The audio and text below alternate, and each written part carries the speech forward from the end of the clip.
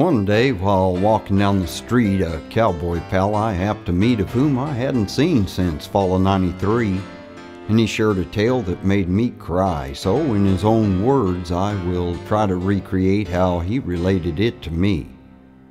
To catch us up, I'll have to tell about my summer spent in hell and a feline pet that caused the whole affair.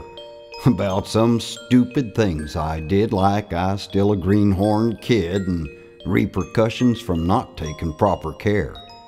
You see, I'd hired out to lend a hand to help this outfit rope and brand all their calves up when they turned them out that spring.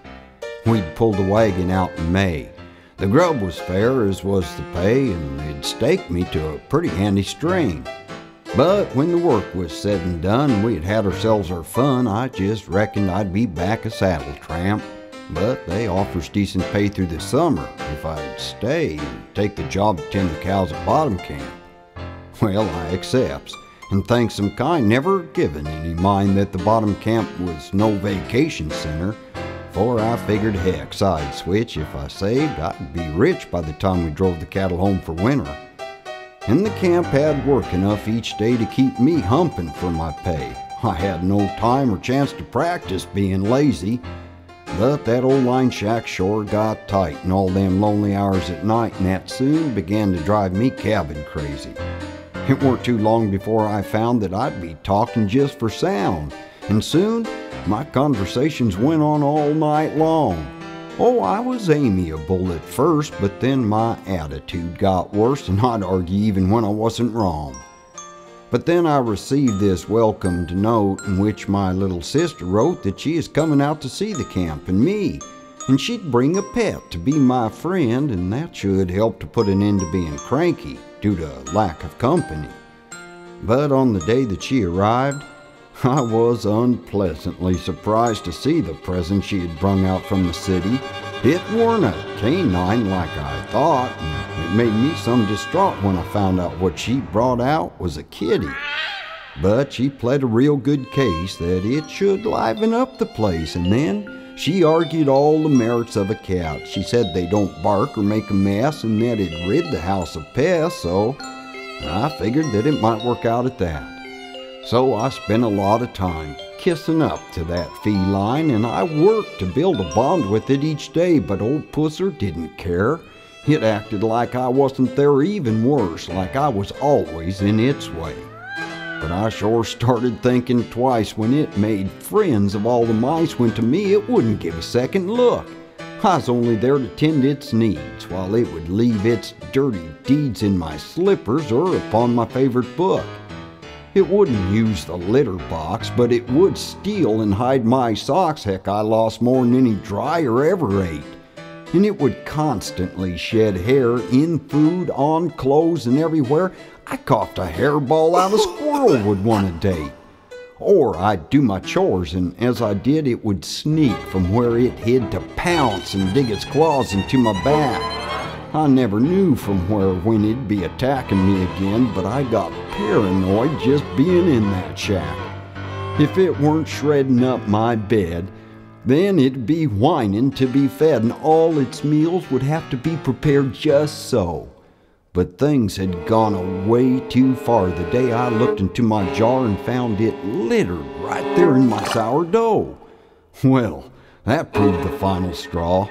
I'd spit that cat out of my craw and banish it to live on what it caught.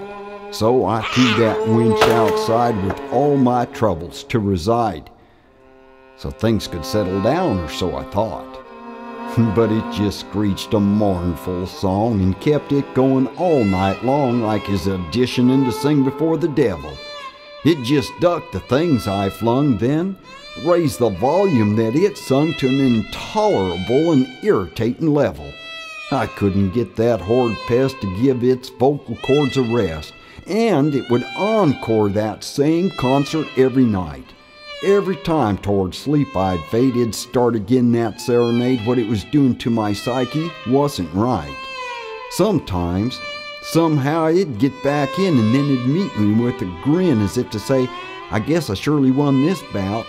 The whole place would be a wreck. I'd want to wring its scrawny neck, and I'd play hell to get that stupid cat back out. It seemed to almost always win at getting underneath my skin, and my work away became my only buffer. I think it spent its waking hours practicing its evil powers, finding new and different ways to make me suffer. Every day it just got worse. It got to where that I'd curse the very thought of even stepping foot outside. It would scratch and hiss and bite. We'd have this horrible bloody fight. I was near the point of contemplating suicide. If I was ever to be free, then it was strictly up to me to do the only other thing I knew I could. Because there was no good recourse, I'd have to employ deadly force and put that cat out of my misery for good. The only problem I had now was the deciding as to how, for a lot was riding on the way I chose. So I set out to devise that demon kitty cat's demise. It would be the coup de grace to all my woes. So, with that task upon my mind constantly, I tried to find the apparatus I'd use to ring its knell. Guns or knives just didn't seem near harsh enough to fit the dream of the way I was gonna send it back to hell. Then, on an open mountainside, one sunny day I happened to ride past the tunnel of a long-abandoned mine. So I stepped off to the ground, started rummaging around to see what might be there that I could find. I yelped like a scalded fox when I looked in this old box and found some things in there I knew that I could use. By some shovels and a pick, there lay a perfectly good stick of blasting powder and an 8-foot length of fuse. Oh, you can imagine my delight. The puzzle fit together right. It would be like I'd called in the Marines. Stupid cats are quick to trust us. It would be poetic justice when I'd blow it in the morning to smithereens. So I let it in that night as if I'd given up the fight, and I chuckled to myself as vengeance loomed. In a weird way, it was fun. I let it gloat and think it won, but little did it know that it was doomed. I awoke as daylight broke. Despise and joy lumped in my throat when I caught that cat and stuffed it in a sack. I left ajar the cabin door. I needn't worry anymore, 'cause I'd be the only one that's coming back. So I headed down the pasture. My old heart was beating faster, you know. It's strange how crazed with hate a man can get. My stride showed this persistence till I'd reached a good safe distance. Now, the time had come to blow this cat to bits.